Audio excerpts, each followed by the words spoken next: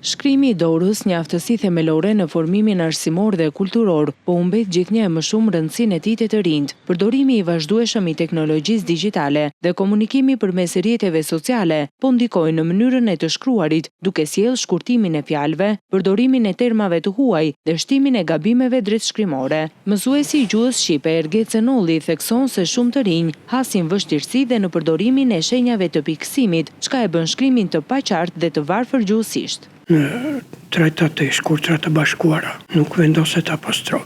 Në ato shkurtimet seshtë e këto me radhë të pjesës more se edhe në to. Shkruen emrat e përveçme, shkruen të vogël. Mungon eja në fund të fjalës.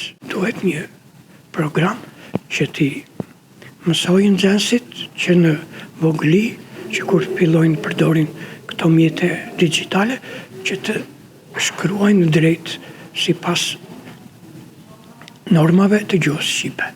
Po përdoren shumë fjalë të huaja, edhe atje ku nuk është fare nevojshme, ku fjala shqipe e shpreh më bukur edhe më qartë mendimin. Rënja e cilësisë së shkrimit e të rinj shihet si pasojë e mungesës së praktikës, por dhe e zvendësimit të komunikimit të strukturuar me forma të shpejta dhe të thjeshtuara digjitale. Kjo prirje rrezikon jo vetëm korrektësinë gjuhësore, por dhe ruajtjen e identitetit kulturor dhe gjuhësor.